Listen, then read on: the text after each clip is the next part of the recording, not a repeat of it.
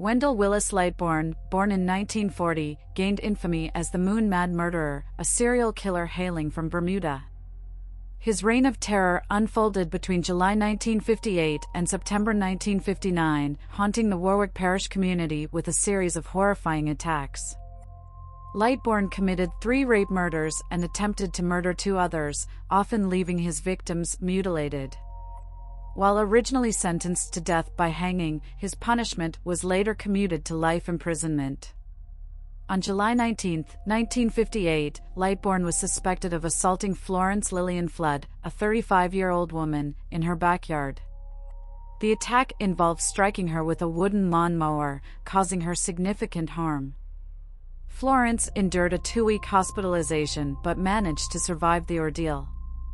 In the aftermath, she initially suspected her husband Leonard of being the assailant, leading to his arrest.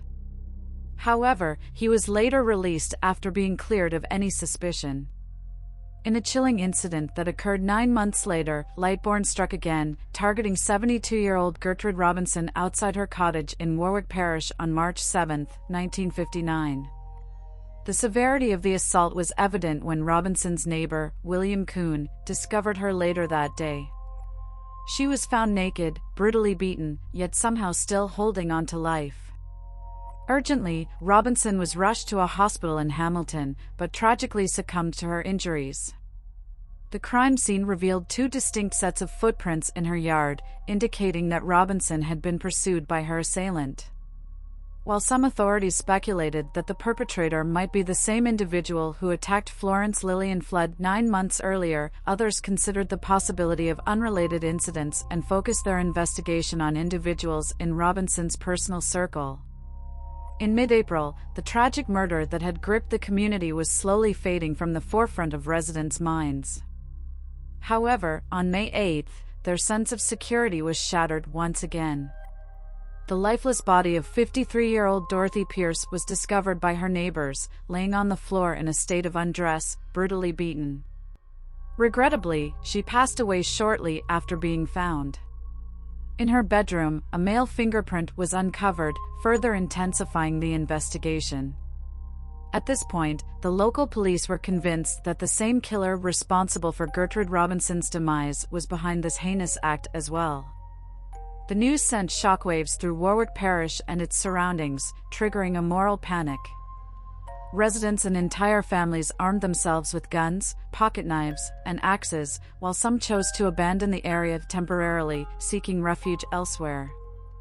During the evening of July 24, the tranquility of 53-year-old Rosaline Kenny's home was shattered when Lightbourne forcefully intruded.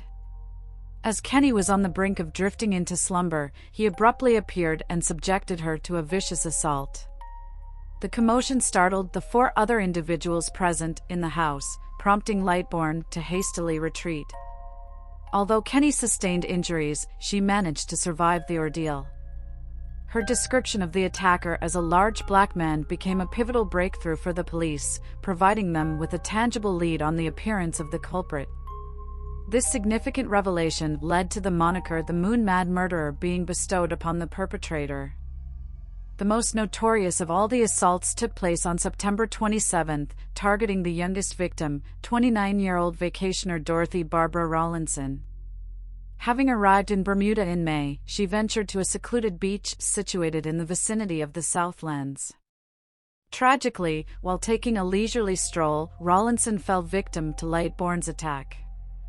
He subjected her to a horrific ordeal, stripping her of her garments and committing a heinous act of sexual assault. Subsequently, he mercilessly ended her life and callously disposed of her body in the water. As rumors began circulating about her sudden disappearance possibly being linked to the string of murders, skin divers were enlisted to search the waters for any trace of her remains.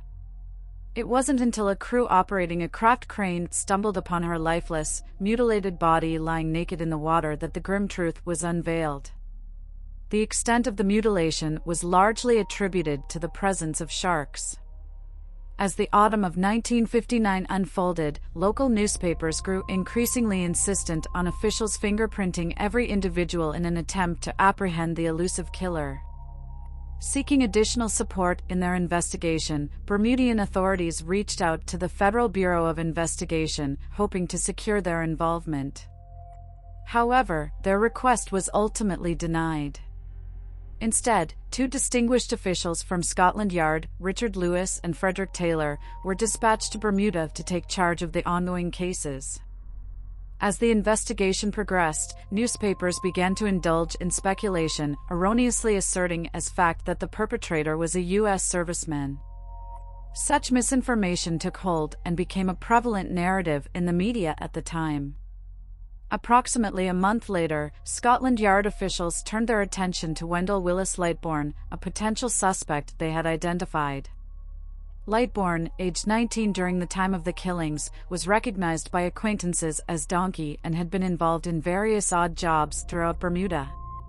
Coming from a large family without a paternal figure, he had a prior conviction for robbing a 14-year-old schoolgirl in 1958. The local police were already familiar with Lightbourne as he had been questioned following the assault on Flood in July 1958. On that occasion, he had been observed fleeing the scene after Flood's cries for help, but he claimed to have run out of fear that he would be mistaken as the perpetrator. As Flood had not directly identified her attacker, the police did not pursue further questioning at that time. In October, Lightbourne was once again subjected to questioning by the authorities. He consistently maintained his innocence but mentioned that he had been present at the beach during the time of Rawlinson's murder, a statement that intensified the police's scrutiny. After a prolonged period of interrogation, Lightbourne eventually confessed to the crime and was formally charged with the murder of Rawlinson. Although no conclusive evidence linked him to the other two killings, the cases were closed following his arrest, with the authorities identifying Lightbourne as the perpetrator. While he never explicitly admitted responsibility for the other murders, he did make cryptic remarks about having committed acts he could not recall. In November, Lightbourne faced trial for his crimes. During the proceedings, he made efforts to convince the jury that the killing of Rawlinson had been an unintended accident. Despite his defense, the jury reached a verdict of guilty for the charge of murder. Consequently, Lightbourne received a death sentence.